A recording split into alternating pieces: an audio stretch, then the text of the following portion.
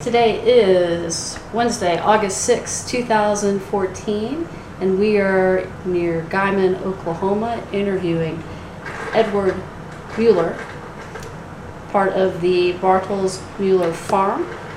And this project is part of the Oklahoma Centennial Farm Families Oral History Project. My name is Juliana Nykolaiszyn. Also with me is Tanya Finchum today. Edward, thank you so much for joining us. I'm glad to do it. All right. So let's learn a little bit more about your family. Can you tell us how your family came to this part of Oklahoma? Well, it was actually it would be my step-grandfather, since all of my half-brothers and sisters, it was their grandparents that came here, their grandfather. And he came out here from Missouri, mainly in the Sweet Springs, Concordia part of Missouri, about the middle, back in 1906.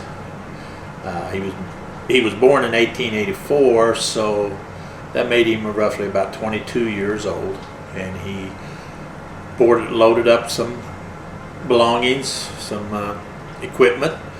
I don't know if he brought livestock or not, but mainly equipment, and got on what he called an immigrant train that was headed this way down the railroad. And as he got out here, he had a stop in Buckland, Kansas, and inquired about land, and they says, no, go on further down the line, and ended up at Guymon, and that's where he stayed at.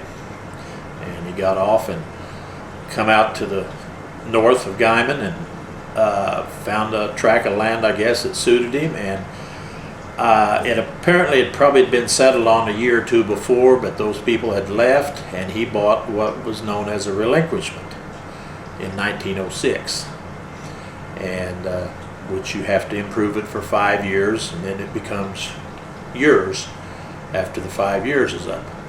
I know when I got ready to do this Centennial, I could not find any records of his owning the land until 1911, until I finally went to the Historical Society in Oklahoma City, and they sent me the video or the copies showing where he had bought the relinquishment in 1906. So it did verify that he did settle in 1906 and stayed the rest of his life. And what improvements did he make on the land? As far as I know, there was no improvements there at the time, and he lived in a half dugout there on the place for a couple years. I believe his first child was born probably in the dugout, and then his second child, which would be my mother's first husband, was born, I guess, and they'd built a house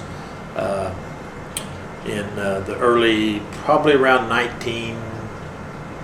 Keith was probably born in 1914 or 16. But by then he had a house, and then it just went from there, from the house, and it was added on to several times over the years and improved, and a cellar and what they called a smokehouse, which we now call the motor shed. It changed several different uses, and like I said, the well house, and just several other buildings that we have on the historical structures that are still standing and still used. The original house is still standing? The original house is still standing, yes. And it's modern. I mean, it's been added on to several times over the years. The original acreage of the relinquishment was how big? 160 acres, which we still own all. I own all of it now, and like I said, it's got numerous buildings on it that's been put there over the past. And so as he started out, what types of crops did he start adding? Well, I guess probably the main crop that he would probably have had grown was wheat, and probably some Milo. I'm just not sure on that. I do know that when he did come out here, he always told me about bringing a check row corn planter, and for a long time I never really knew, but I finally studied up and found out what a check row corn planter was. But that was something that would not work out here with our droughts that we have, the dryness. Corn would not last, so needless to say, that went by the wayside. But most of it was, I'm sure, was wheat that they grew out here. But I know the first year, you broke out about 5 or 10 acres was all you could get done, and then just slowly went from there. And tell me how the farm ownership progressed. Well, my grandfather, my step grandfather, I should say, my dad, actually, his dad, let me back up a little bit, he homesteaded up north here, 13 miles, a mile this side of the Kansas line. So that's where my dad was raised. So that's where my family's been out here also the same amount of time. Now, we don't own the place anymore. I wish we did. But now your question was how? The progression of ownership. Okay, the progression of ownership. My grandfather stayed there, I believe, pretty well through the mid 40s, when he finally, I'm going to say somewhere around probably 46 or so, is the best of my knowledge, that he retired and went to town, him and his wife, and she was raised 2 miles west over here on a homestead. Her last name was Kronicki, and I know he used to talk about when he first moved out here in 1906 and met some of the neighbors, and the Kronickis had 4 or 5 girls, and he would work all day in the field with his horses or mules, and at the night he would walk over there to see her because the horses were wore out, so he would walk, and he would talk about walking home during the night after dark, and the coyotes would be a hollering, and you just kind of picked your pace up a little bit and moved a little faster. But anyway, he married her a couple years after he was here, and that was the start of his family down there at that time. I think their first child might have been born it seemed like maybe it was 1908 or 1909, his daughter, and then the son was born a few years later, might have been 1912. Anyway, then when he retired and moved to town, he took up the job as a custodian at a local school, just a little grade school there, because he loved to grow flowers, and he would grow the biggest garden of flowers there at school. And I can remember because I went to the grade school in the 50s. But during that time, when he moved off, my mom and her first husband moved to the farm. Then they'd lived in a couple different places out here close, and they moved there. They had 5 children. She just had her 5th. Let's see. There was 3 sons and 3 daughters. She had 6 children, and I know she just had her 6th child, but the one that was just a year older than that, was born in 47, came down with leukemia. It was a daughter, and so they were in the process of having to go to Oklahoma City for treatments, and quite a bit. Of course, the neighbors helped, and my dad was a bachelor up north, had been in World War II, and he also was good friends with her first husband, and so he helped a lot too, but people having to drive down there and watch the kids and all of this. And in about, I might get a little emotional, but during the time with her leukemia, she was maybe a year old. They had a fire under the house down there. It was one of the floor furnaces. Something caught on fire underneath. And her husband went under the house, and while he was putting the fire out, used to have these glass fire extinguishers. They had some type of chemical in them that would burst, kind of a sulfur type, whatever. Well, one of those broke, and he inhaled it, and he didn't last but about 2 or 3 days, I think. So she lost her husband. She lost her daughter in about a month, So, here she is with 5 kids, and nobody to help her except my grandfather did move back out to the farm and helped, and of course then my dad come along then, and he did a lot of help, and then they got married in '50, and then I came along, so I'm the only son of my father. So from 1950 on, Mueller was the one that lived there then. So he died in 95, my father did, and then my mother died, I think it was 5 years ago, 6 years ago, or 5 years ago. She would have been in her 90s then? Yeah, she was 95. So, and so it's went from Bartels to Mueller, and so actually my mother was the second generation living there, and now my daughter and her husband are living there, so that's just, it's another generation and they've only lived there about 3-4 years, or since she passed away. So that's kind of the hard life that they had. I'm sure that was a struggle for her to take care of the kids, and you have the farm. Yeah, they had milk cows and the whole 9 yards, so it was pretty trying at that time. And you add in the Great Depression and the Dust Bowl. Right.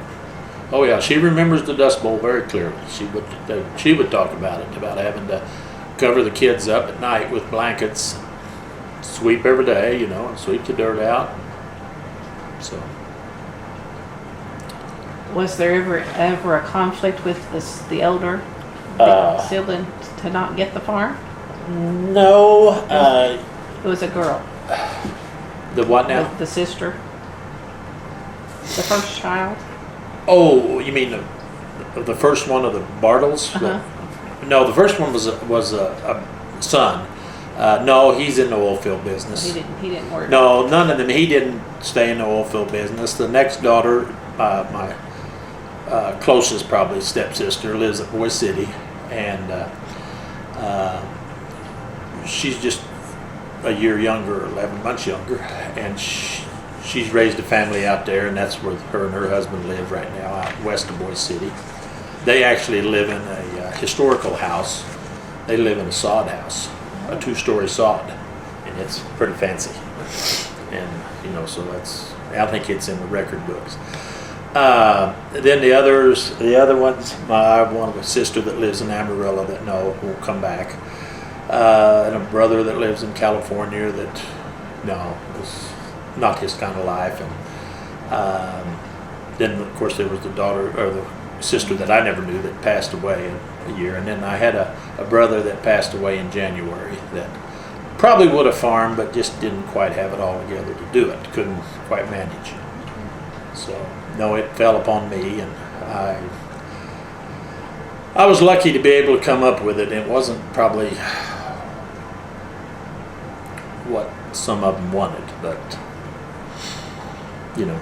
I'm the one that was farming with my dad and stayed on the farm. I mean, I moved from there up the road 3/4 of a mile to here, and this has been my home for 40-some years.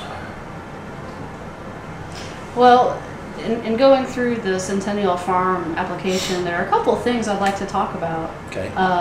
Could you tell me a little bit about the hog butchering? Well, I don't know whether they did a lot of butchering before my dad moved down there. I really couldn't tell you whether there was much of that, but I know after he moved down there, he was used to it, him and his brother that lived up north on the home place. We started doing butchering in the winter times, or they always did. They would butcher 6-8 hogs every winter whenever it would get good and cold, and hopefully some snow would fall, and at least you knew the weather was going to stay cold, because we hung them in the garage, and usually we'd butcher them and let them hang for a couple days. And of course during that time you were processing some of the other stuff, making just things that needed to be done. And then but it was usually between my family and my uncle's family up the road, and then my grandparents, my dad's parents, would come down from Winfield, Kansas, and probably could have been a neighbor or two that might have joined in, when I was real little, I don't know, but I remember getting in on a lot of them and cutting the meat up, usually about the third day, and rendering the fat down and making lard, filling up the lard crocks, and making the cracklings, and when you was squeezing the lard out, And stuffing the sausage. I've still got the sausage press and the grinder, and we would take the women would clean the intestines and clean them and scrape them and everything, and then that's what we used to stuff the sausage in. And we made a lot of head cheese out of the heads, cooked the heads down, and that's still one of the best parts. So Use every bit of it. we used every bit of it but the squeal. That's right. Yeah. Had a family recipe for sausage? Oh yes. Well, I don't know. It was in my dad's head, and he knew how to put the seasonings in and mix it all up and grind it and make the sausage. And he would cure out the hams and the bacons. So yeah, we would do it all. At a smokehouse? No, just did a salt cure.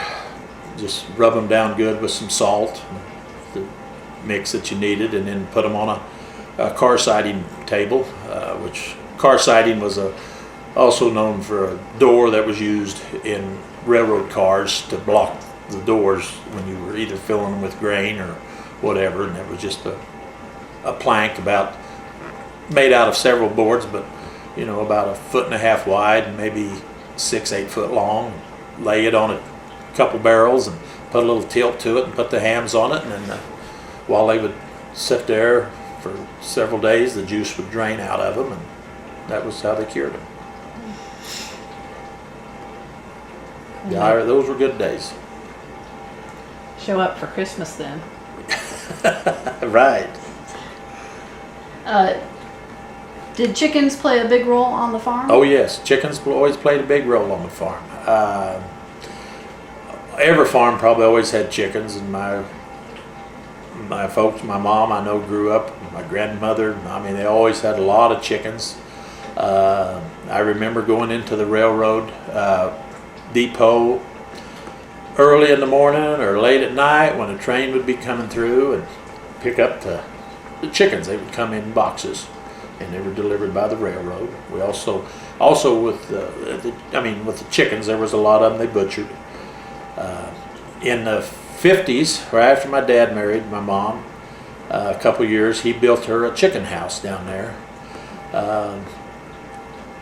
Probably, I'm going to say it's 35 foot wide and 50 foot long, and put cages in it. We had 3 rows of cages, and we had chickens in cages, just like your big production, and a feed trough on each side. There was chickens back to back with a water trough down the middle of each unit, and for 40 foot long each set was, and chickens on both sides, and you walk down and fill the feed on both sides, and the water automatically run on the in between them, little trough. And we would get usually every year they would usually get about 300 chickens, pullets, and raise them up from babies, and then when they got big enough, then they would put them in the cages and take out the older ones when they were ready to lay. As time went on, they got to where they kind of quit raising the little ones and would buy chickens ready to lay out of a hatchery in Manhattan, Kansas. It's still in production yet today. They serve a lot of big chicken places, but there was a man that would come around and take orders from individual farms, and then he would set up his route, and he'd come every year with 300 laying hens ready to put in the cages. And we did that for 50 years. In fact, she did that up until the time, I think she was 90 years old. Till she fell one day. My mom was coming from the chicken house with her basket with eggs. I wasn't going to make her quit, but we were cutting the number of chickens down. We was down to part of a row, and she would go out every day and gather her eggs, and I got to where the last couple of years I would have to feed, because she couldn't quite handle the 50-pound bags very good anymore. But she was walking to the well house one day to wash the eggs, and just before she got there, she either turned her foot on a rock and fell and broke her hip. So we always kidded her after that, because she put all her eggs in one basket and fell. And Used to, she would carry 2 baskets to balance, but she put them all in one, and that didn't work. So that kind of did the chickens. We did keep the chickens for a while after that, but not very long. When they got the layers, did they sell the eggs? Oh yes, That's yes, what the, yes. was for? We sold this, delivered a lot of eggs. We used to do some places in town, some customers. My mom would deliver eggs to, and even I still remember we used to deliver some cream too, but not real much because we did have milk cows. We always had dairy cows, and generally the cream was always put in cream cans, and we would take it to the railroad depot and set them off, and then the rail would pick them up and haul them to a creamery somewhere. I don't know where. There was hauled them all. We never worried about that. Excuse me. Let me turn this off.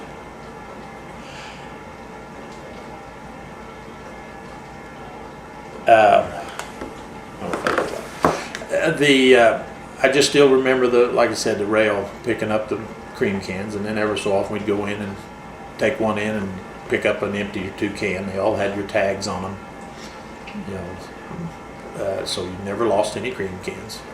How would you get there? By car. By car. Yeah. My grandfather, when he first came, would talk about going to town in a wagon and crossing the river. Of course, there was no trees down here at the Beaver River, the bridge you come across. And Was there water? Yes, there was water.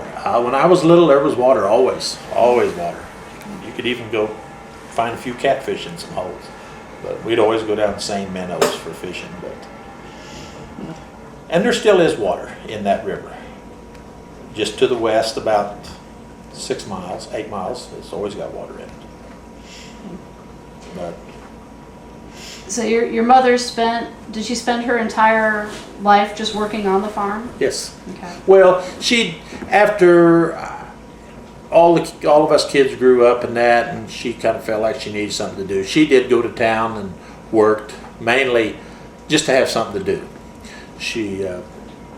And that was the only reason. It wasn't for any income reason. It was just to have something to do. And then as time went on, my folks ended up with a flower shop that my sister in Amarillo had started here in Guymon, and the one that lives in Amarillo, and they kind of got it dumped in her lap. And so my mom took over this flower store in town and run it for, I guess probably 12, 14 years. And it was successful, and finally sold it just a couple years before she passed away. Well, no, about 4 years probably before she passed away, and she was more homebound then. But Did your dad have to have people help on the farm? a long time ago he did. Probably when I was little, when he first. But then it was mainly up to my brothers and I that we did all the tractor driving, and we were mostly dry land farming up until the mid 60s. Actually, my dad started irrigating back in 48. We drilled, I think, the second well here in Texas County up on the Kansas line where his home was, him and his brother. So he'd been irrigating up there before he came down here. And we grew a lot of Milo and alfalfa up there and baled it. But we didn't start irrigation down here on the farm until about in the 60s. And so we've kind of changed from dry land to irrigation, and then I kind of went back to dry land after he passed away, and things just kind of worked better that way. And then when my youngest son wanted to farm, and college didn't really work for him, and it was OSU that didn't work for him, but it wasn't OSU's fault. He just, kind of like I was, I never went to college either, but he wanted to farm, so I knew we'd have to expand again or do something, so we went back to irrigation, and we're just slowly building it back up. Well, how have the crops changed over time? Well, the crops have probably for us have not changed a lot. We're still growing wheat, dry land, and irrigated. We used to grow Milo irrigated, and then of course corn became popular here in the 60s. all of a sudden it just exploded with corn. They found out they could grow it under irrigation and make good yields. So some farmers out here are planting, few plant cotton, some plant some soybeans, and and they try other things, but still corn and some Milo and wheat is still the main crops that we grow. And we have some of all of it. And some hay. I mean, we grow a little hay too. So. Well, going back to when you were a little boy, what were some of your chores growing up? Well, I don't really know. I can't really. Before school, did you have to do anything? Oh, as I got a little older in school and I started having a few sows and that, I had chores like that to take care of, my hogs. And I did show a few calves while I was in school. But the chicken deal was mainly my mom's. I mean, that was her deal. I mean, she was a hard worker. You know, she did all of that, and she carried those cases of eggs around up to a pretty old age, and there's 30 dozen in a case, and she could handle those.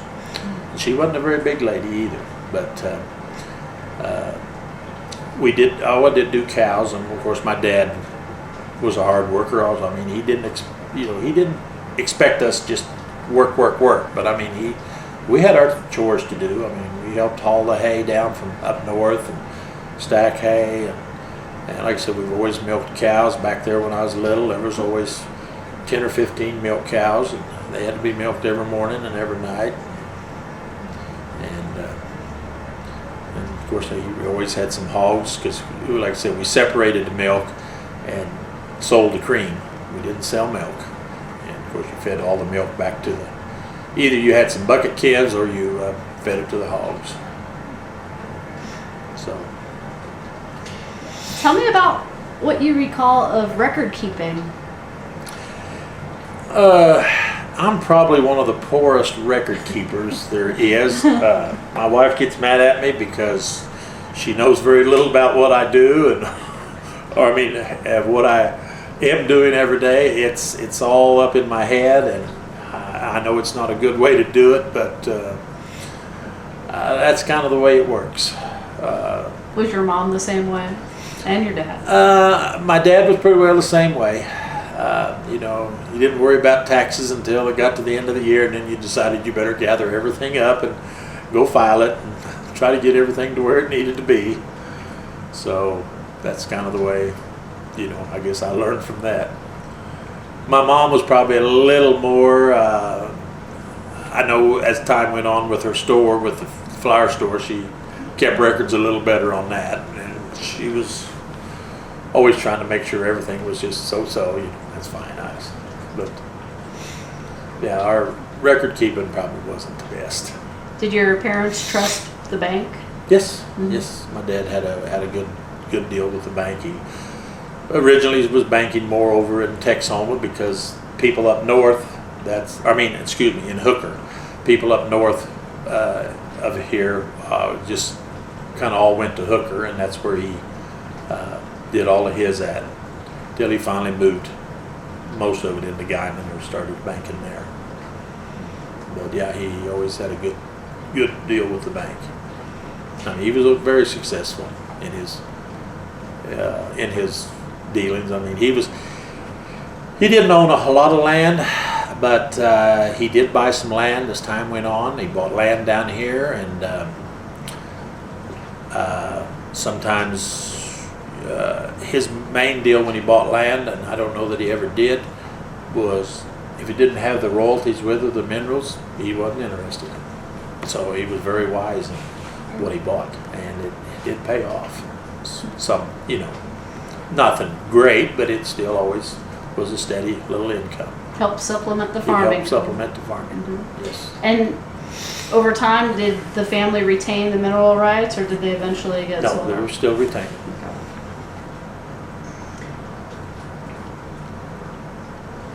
You mentioned earlier that your mother was heading to the well house to wash the eggs.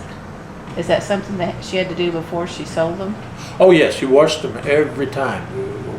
washed them, cleaned them up, and then she would go in there and candle them, you know, Which to see. is what? I'm not sure what. Candling is kind of turn the lights off in a room, and you have a little can there. It was a homemade can with a light bulb inside with a hole, not big enough for the egg to go through, but you would put the egg up and turn it, and it would shine through the egg, and if you'd see if there was any blood spots in the eggs. Chickens get excited sometimes if some stranger, we very seldom let anybody into the chicken house, not because of disease or anything, but a stranger walk in and the chickens just, they're in a small cage and they just go wild, and they can hurt themselves in a way that causes blood spots in the eggs. So you just didn't really want anybody going in and walking through, because they get used to, you know, they would, my mom got a little, I think, jealous as there at the last, because it didn't bother her. She thought it was kind of funny, but used to, she could go in the chicken house and all the chickens would just start humming,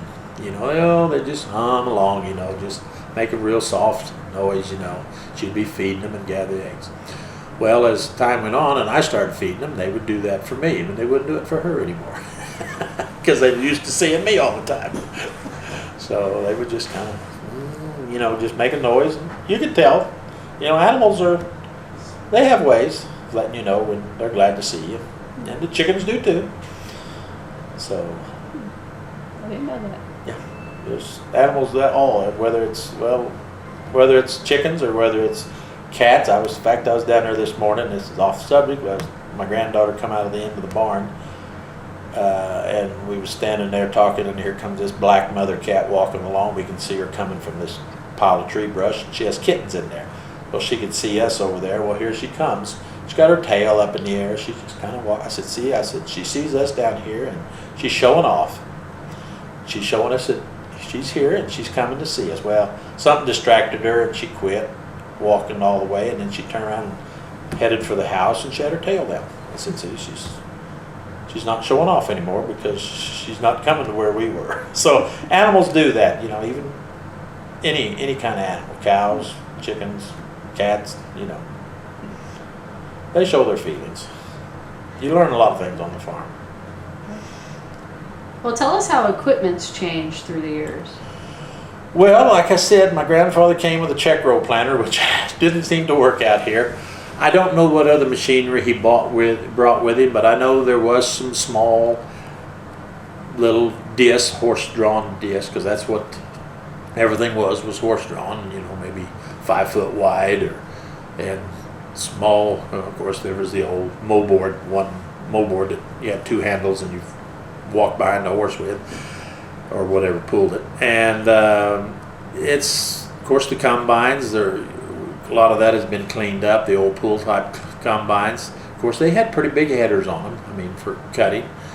And of course, when they went we eventually went self-propelled, and you start back with the small headers, you know, 12-foot header on a combine. And tractors wasn't very big, no cabs. And in the 60s, we kind of started getting cabs on tractors. Everybody did. I didn't like them. I mean, I was more used to the outside. Didn't even like the umbrellas that much. But,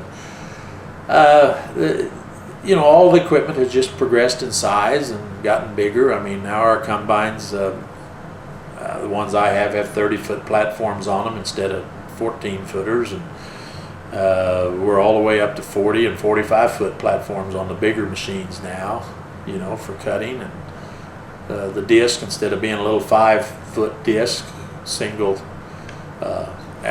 way, I mean just one row of disc, now we're got anywhere from 30 up to 40-foot, 50-foot disc. So everything has progressed quite a bit in size.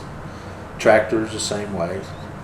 You know, the old tractors have still got one of the old ones down there that's a 55 model Moline. I look at it and I think, yeah, I used to plow a lot of ground with it, and it was only about 60 horse tractor. And we just, in fact, just recently, as of yesterday, bought a tractor that has 235 to 270 horsepower, you know. So, and that's still not a great big. That's big, but it's a little more modern than what I've had. So yeah, that's all. Cost has also went up tremendously, very much so. Probably more than anything else. Mm-hmm. You know, what used to, we would buy new equipment back in the 70s, 80s. And yeah, we could pay 20,000, 15, 20, 25,000 for a combine or a tractor. That was good size. And now if we was to buy new, we would spend well over 300,000 for any piece of equipment like that tractor or combine. And today, how many acres are you farming? We're only, as far as farming, we're only farming about 1,500 acres, and we'd like to try to find some more. I'm kind of limited where we're setting at, because everything to the south and west of our home here is all grass. So I have to go east or north, and competition's a little greater. So, but we'll find more. We have 1,000 acres of grass, so we run a cow herd also, so that helps quite a bit. The drought's impacted that some? The drought impacted it severely. I had a pretty good sized bunch of cows a few years ago, and three years ago I had to sell them all because there just was no grass left. My grass was pretty well gone, and we were renting up CRP, and everybody else was too, on emergency grazing, and that was going to be gone. And the only other alternative was start hauling hay and finding hay where you could. And I thought, you know, with the cost of what the hay is, and the wear and tear of having to feed every day and on your equipment and handling it, that's not going to work. So I sold all my cows, and that's when I invested into the irrigation and put the money into that. But now this last fall we started back into the cow business again, and it's working out real good. I mean, we, not knowing how much grass we might have, I started a little smaller, and now we've got more grass than we know what to do with. Of course, we've still got to have grass for wintertime when it doesn't grow for pasture, but so we're setting real good. We're putting up some hay, and of course with the irrigation we'll have corn stalks to graze on this winter. That and Milo stubble from the irrigated Milo after we cut it. So we pretty well try to use everything we have. Are you using round bales of hay or the square ones? Both. Both. We use, well, actually we use probably more round bales than we do anything. We've got to where we handle those. I have put up some little square bales. We did put up some little square wheat straw bales in the barn for bedding, and we also sell some, because not too many people do that anymore, and people are always wanting little square bales. So we're putting up a few little grass bales too for our own use, but most of it is the round bales. We have started also in the last year or so putting up big square bales, 4 foot by 4 foot by 8 foot long, out of the corn stubble and the wheat stubble. There's a friend that comes in and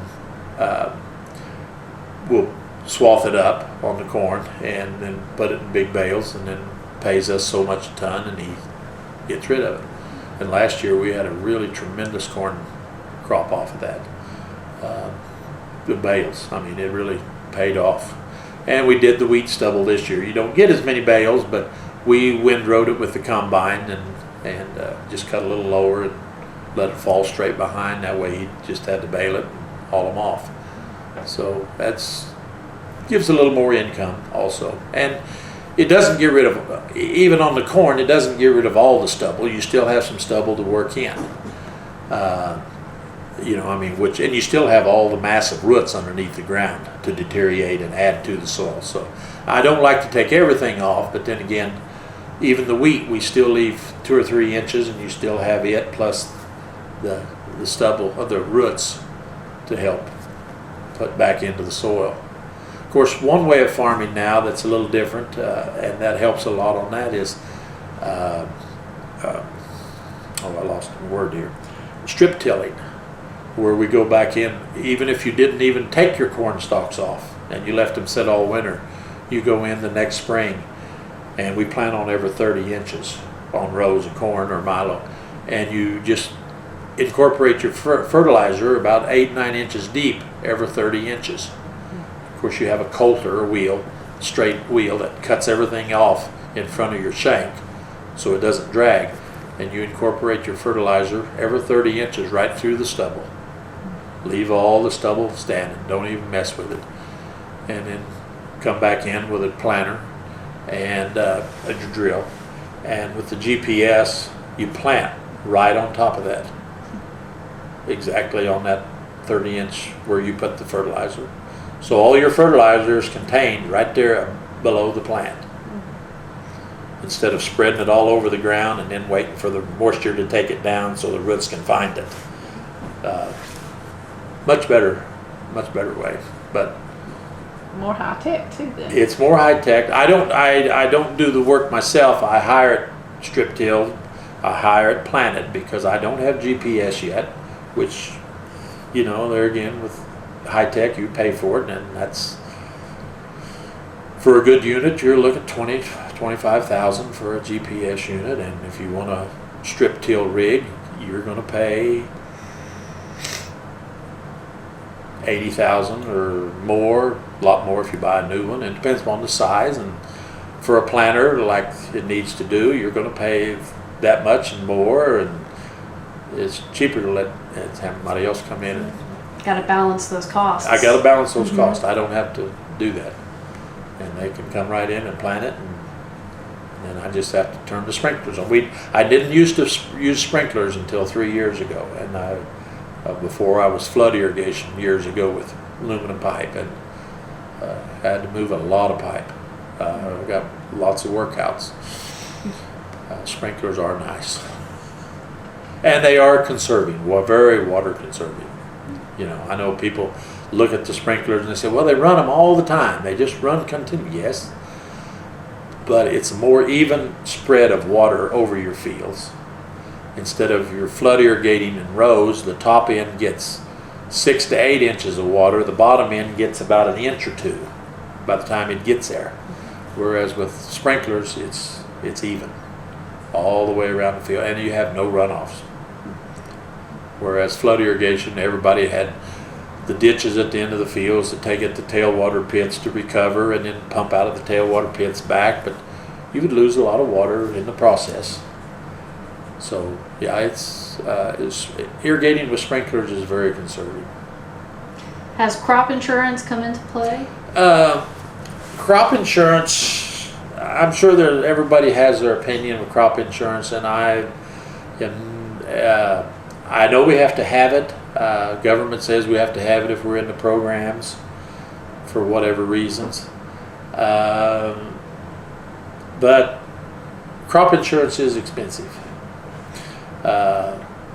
As far as the drought, the last several years that we've been in out here, and they've talked about it being far worse than the dirtball days as far as, and we're still dry underneath. I'm probably ahead, as far as what my premium has been, and in most cases I never paid a premium because they would take it out of the insurance before they pay you. So I didn't, which they got paid, but I mean, they deducted that. As far as irrigated crops, it's a joke. I don't know why I have to have it, but it wouldn't pay. Unless you have 100% wipeout is the only way. So I guess that's why we have to have the crop insurance. How do you keep up with all the different government programs out there? Well, you just have to watch the paper, or I probably go into the agriculture office ever so often for something, and I'll ask, what else do we need to do? I mean, and I'm ready. It was usually I'd known the people in there, and I trust them, and I said, what do I need to do? And this would probably be the best, and okay, that's what we'll do, and I've always been real happy with but no, you just kind of have to keep checking with them and seeing what's coming up. I was just in there yesterday turning in my summer acres, my corn and Milo planting. So they have record of it. So nothing coming up right now, so I'll just wait until I hear something. Do you keep up with things via the internet or? Not really. No. I'm not much on that much as far as the internet. I mean, I do use the internet. I watch an auction service, video auction deal out of Manhattan, Kansas, called Purple Wave all the time. They have a lot of agriculture auctions, farm equipment. They do trucks and cars, but they also have a lot of farm sales. And you know, I want to see what stuff's costing: plows, tractors, combines. So, How do you keep up with the weather, or do you? I do get on it occasionally to see what Amarillo's giving, because we're, as you know, we're not really part of Oklahoma out here. I know that's the way most of the people here in the Panhandle feel, that Oklahoma forgets. You know, if you ever watch Oklahoma, if you can get Oklahoma out here on TV, when they give the weather, 99% of the time they stand in front of the Panhandle and point to the rest of the state on the map. Never say anything about the Panhandle. So we don't know what's going on if we had to watch Oklahoma news, and that's the way they. That's literally the way it is. So we would be better off if we were part of Texas, like we were at one time. But there's always been talk too about, you know, the Panhandle of Texas and Oklahoma making a state, and it'd be good. Use the mesonet any? No. No. Has there ever been a time where your family, even, 50, 75 years ago, thought that they would lose the farm? Not that I recall. That I ever recall. Was the farm crisis in the 80s, did y'all weather that storm okay? The American agriculture movement, my dad and I just ignored it. Mm-hmm. We were not part of that, and we did not feel that was appropriate. And that's just not the way. I don't need any more groups telling me what to do. Too independent, and we had neighbors that were very strong agriculture movement people, and one or two of them would come over and talk to my dad, and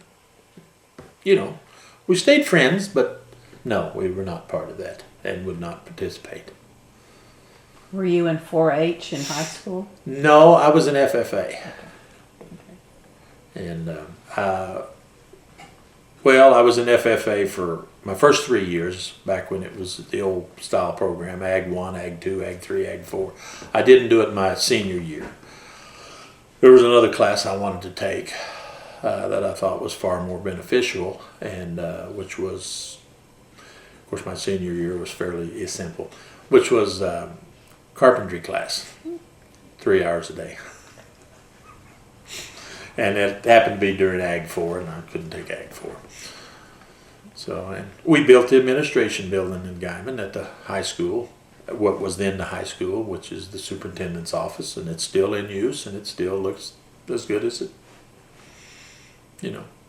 Share things at the county fair? Did you? We've always been, we have been in the past, participated a lot. I will say this year, none at all.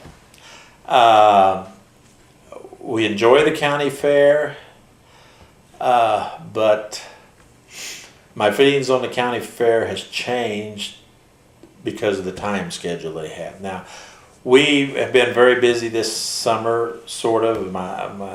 We just got back Sunday night from Las Vegas, Nevada. My son had got married, my youngest son that farmed with me, so we've had this wedding that was planned out there, and we had to go out there. So, that's what we've been looking forward to and going, and had a very good time. And I hope he comes out today, because we have things we got to do, but he's home. I might see him, I might not. So we've kind of been taken up with a lot of things. My grandkids down here at the home place, my grandson does have show lambs. Probably don't know that we'll be taking them to the fair, mainly because of the heat. It gets awful hot, it's hard on the lambs, and their lambs are mainly for other shows, either Tulsa or Oklahoma City or places, bigger shows. And you just don't want to stress them out all the time, and it's just not something we're going to probably be doing. Our fair years ago used to be first part of October, which we really enjoyed. Of course, we did run into a snowstorm one year. We had a blizzard. So you run into any kind of weather out here.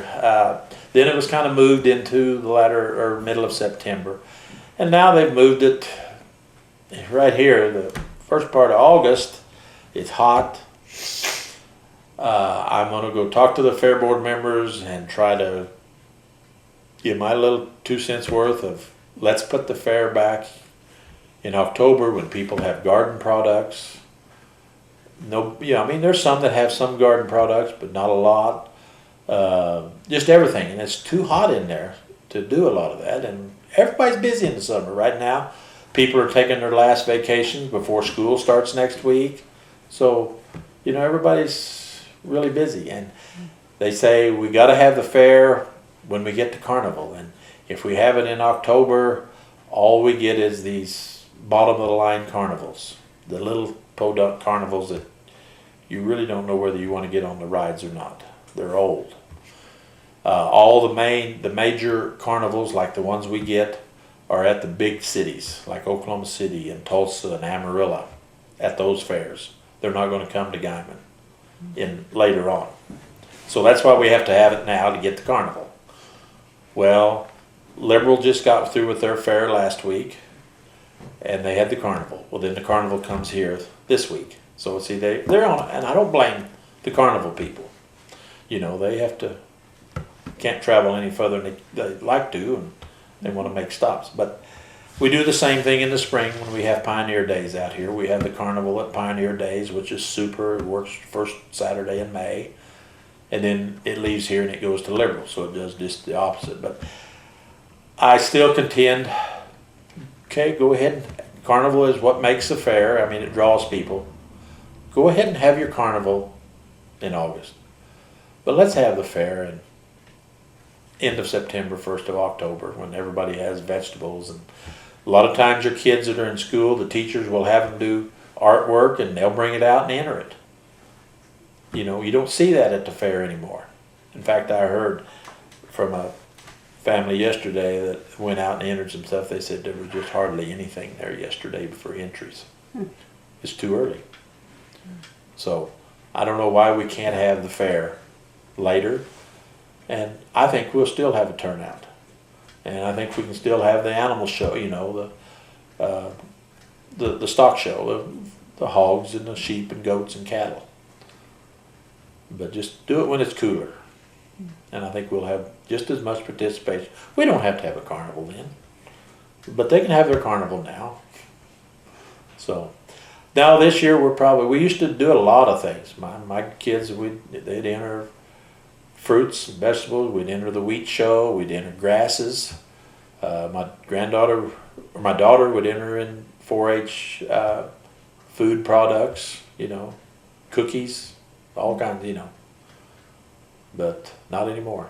Did your mother? No, she never did really enter anything. Was she in a homemaker club? Yes, she was. She was in a home ec club. And do you remember the name? Happen to remember the name? Well, it was I think it was the Friendship Home Demonstration Club, which is the Friendship District out here. And yeah, my wife was in it with her. As time went on, it was still active. And then women, I don't know what all they did at their meetings, but they never so often in the wintertime, we would get together at somebody's house and play cards. We would also have card parties, the home demonstration group would. And every year we'd have a Thanksgiving meal, that was always real successful except for one year. So, they would always, at a Thanksgiving you'd have the turkey and the mashed potatoes and, you know, all the good stuff, green beans. One year the women decided to have salads. I think the husbands all said, do that again and we won't go. Well, how are holidays with your family at the farm? Well, years ago, the holidays were probably more than what they are now. I mean, we would, I think usually at Christmas time, I remember when I was little, we'd always go up to my dad's brother, just up the road here, where his home place was, for a big Christmas meal, you know, usually just prior to Christmas, or maybe it was on Christmas Day, I can't remember. And then on New Year's, we would usually go over 2 miles east over here to my mom's, her first husband's sister's place where they lived. And I would have a meal over there on New Year's, and all the family, a lot of the family would get together. Pioneer days, we'd always meet in town at my grandparents where they lived, and we'd always have always had the parade in the morning, so everybody would get there, and we would, you know, everybody'd bring food, and, you know, and go down and watch the parade, and then come back, and usually it was like a 10 o'clock parade, and come back by noon and eat, and then just whatever, either go to the picture show that afternoon or go to the carnival. So, yeah, there was a lot of good family memories, you know, part of getting together. But a lot of them are all gone now. And of course, back then, you know, people didn't travel as far as, you know, like I said, when my grandfather, he went 2 miles and found his bride. And of course, my dad, like I said, he was in his mid-30s when he married after the war. He come back from World War II. But he just, I guess, you know, it was one of those customs back then. Here was a lady that had, you know, 5 kids that's been through a lot of problems. She needs help, and so I guess everybody probably thought he's the most available. So, can't say it was always the best, but it worked out, you know. Well, how have your neighbors around here changed through the years? Well, all the neighbors I grew up with are gone, you know, have died and passed on. Now, a few of them might be a person or two that's still a family member that's farming, but you know, a lot of them have moved to town. There's not as many of them live out in the country anymore. So that's all changed too. I mean, a lot of the kids that I grew up with either live in town or have moved on. But some of them still farm, a few of them. But yeah, there's not the places out here anymore like they used to be. A lot of the good people that lived here. Where did you go to school? I went to school in Guymon. Yeah, I was in the Guymon district here. There's a little school up the road here that's a grade school that it's called Straight. The enrollment is only like 50 kids. A couple of my kids went there.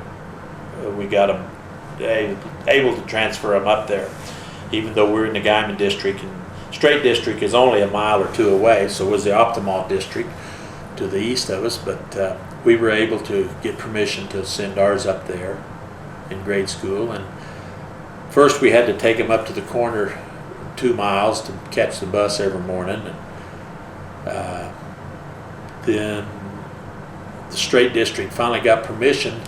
This has been 20 years ago, to come down here and pick our kids up, and being that we have a little circle drive, they could turn around and go back, and they would let them do that. And so there was people from Guymon also coming out, bringing their kids to Straight. So over the years since then, and we don't have any, Straight bus pulls into our yard every morning, and there will be 5, 6 cars sitting out here, and kids pile out. We hear them sometimes we don't. They get on the bus, and every afternoon at 3:30, here comes the Straight bus, and people are lined up out here picking their kids up, and so we're kind of the drop-off point for the Straight school district. Have you worked in town at all? Right after I was out of high school, during the winter time, I did work in town at a little feed mill for a few years, which I enjoyed. I think, you know, you learn a lot. I mean, it was wasn't 50-pound bags, it was 100-pound bags that we sacked everything in, gunny sacks, and so, but it was fun.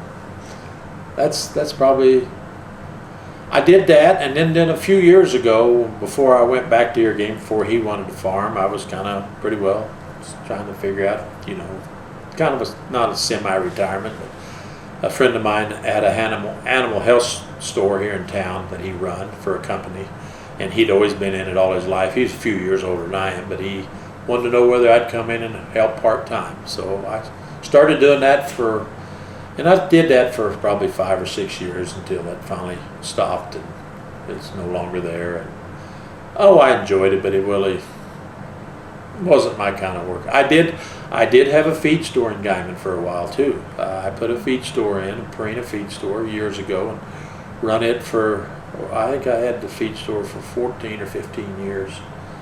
And I finally got out of it when we kind of started back in the drought several years ago, and people started selling their cows. Customers just started dwindling away. I mean, we had a lot of other customers, a lot of specialty products, chicken feed, all kinds of stuff. I mean, I really had quite a variety of feeds. But my bigger customers, that sale barn closed, that went a good customer. I mean, a lot of things. And I thought this is a good time to. My kids were just about out of school, and it did. It was time to drop that. I mean, it was successful while I had it. So I still sell some feed. The grandkids have show lambs, and we get a specific brand in that we have shipped in, and we sell to some people that come out and buy it. But otherwise, it's mainly just a farm. Well, you mentioned your grandkids have show lambs. What else is happening on the farm today? What's going on today on the land? Well, we're fixing to get back into the field. I've been mowing since we come back from our little trip. I've been trying to mow some of the weeds down on the corners of the sprinklers and around machinery and down at the other place and around here, things. Just trying to clean up the weeds the way they're growing before we get back into the field, which we're fixing to start disking, and we still have some chiseling to do that the rain had stopped us from here a while back. So, and we've got some hay laid down that we will be getting baled here in the next week or so. So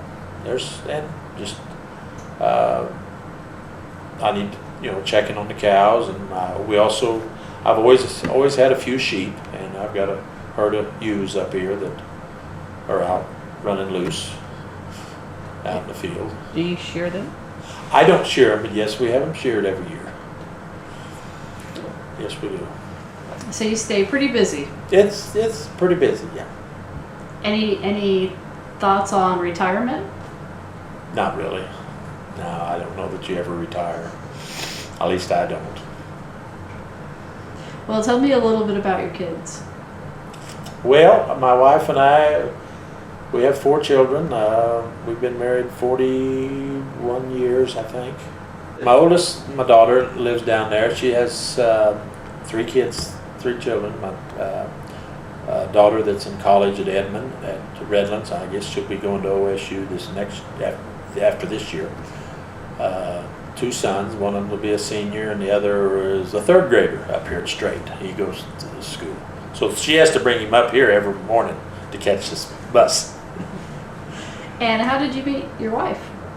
Well, actually, I met my wife, if you're familiar with the Optimal Dam. Have you ever heard of the Optimal Dam? Mm-hmm. Well, a little short, brief history of the Optimal Dam was, it was a dam that was promised to the people out here in this country for recreation area. Because, downstate, you've got the Keystone, you've got all those other places, recreation areas for people. We didn't have anything out here. So many, many years ago, a politicking, said, you people need something out here. Now, this is the story that I get. And he said, you people need this. So he got it put on the books, proposed it downstate. Now, this is, got to understand, way back in the 30s, I believe, if not before, I don't know. And got it approved, but nothing ever happened.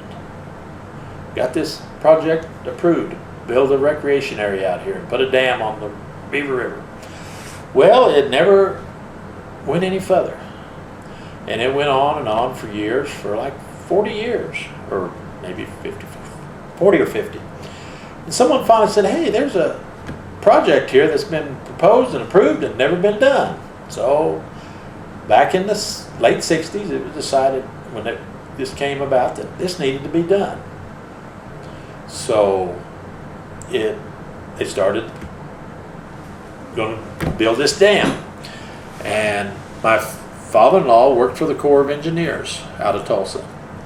And one of his future jobs would be to come out here to oversee whatever his part of it as far as the Corps of Engineers to building of this dam.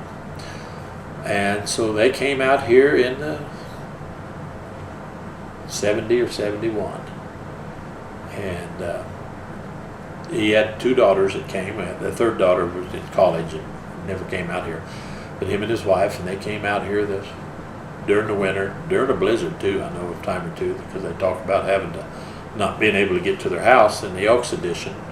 They had to stop on the main highway out south and go across the snow and the railroad tracks to come in the back door just to get there. But anyway, we can't have blizzards.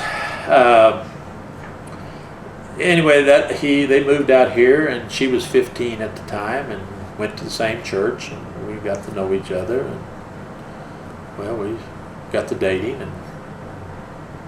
and he worked on the dam, and in fact, she turned 18, and we got married, and that's been it. So the Optimal Dam is what brought her out here. The Optimal Dam is virtually no more anymore. I mean, they only had one gate. It never filled with water. It might be dry. The boat docks or the boat landings that they built, never could you see water from where they built them at. You know, I've always heard it was the longest dam built in history, which is 3 miles long. That starts fairly small, you know, but still it's the dam, but it's been shut down now, and the gates were welded open years ago, and been a lot of controversy over selling it back land to the original landowners, but a lot of people say no, leave it, because it's state land or government land that a lot of people hunt down there, you know, not pheasant, but turkey, quail, deer, you know, so I don't know what's going to happen. But anyway, it was a flop, and but that's what brought her out here, was the Optimal Dam. So we got married, and a year or so later our daughter was born, and she's been out here all her life. She did a little bit of college, but not much, but then she got married, had kids. And my oldest son was born a few years later. He graduated here, did good. I mean, you know, went to OSU, became an architect, graduated from OSU, and immediately, well, he was in the process of joining the Navy, and after he graduated on a Saturday, they said, we're ready for you. So he went to Officer of Canada, OCS in Pensacola. He's an officer. He's been in for 13 years now, and he's stationed he's been in Afghanistan twice, and on building and stuff like that in some of the hot areas, but luckily he came back. Now he's in the Pentagon for 3 years, working on projects. He'll stay another 7 years. He better. My next son also did good in school and went on down to OSU. Never did get his bachelor's, but he went to the vet school. I thought you always had to have a bachelor's in order to graduate. He never did. Got accepted in the vet school and got his veterinary license. Did some practicing in Tulsa at emergency clinics for about 5 years.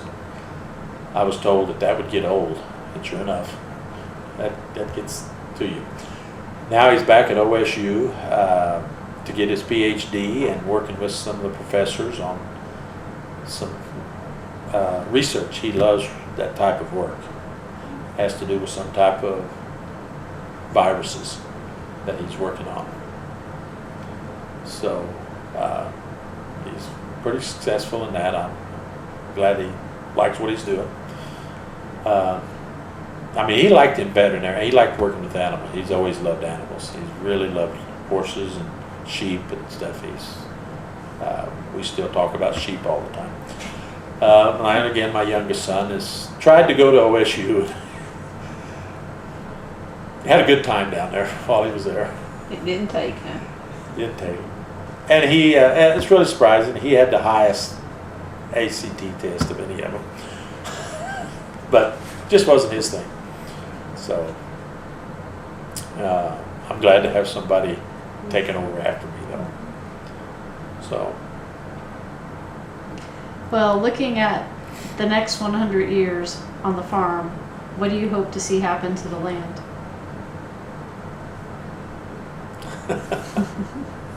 That's a long time.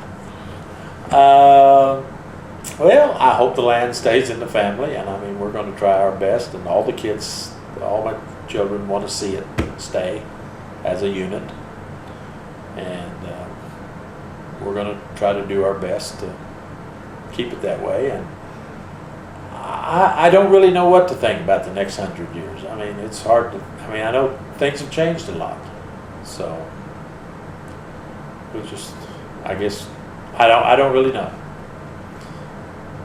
Best piece of advice your mom or dad gave you? Oh, now that, I don't know. I guess I can't really say much about what my mom gave me. Because like I said, there's some things you don't like to talk about. But on my dad, you know, I guess just wasn't necessarily advice, but just watching him work, you know, and be successful and following in his footsteps more than anything. And his dad was the same way. I mean, so. Do you have a favorite? Go ahead. Do you have a favorite time on the farm? Oh, I don't know.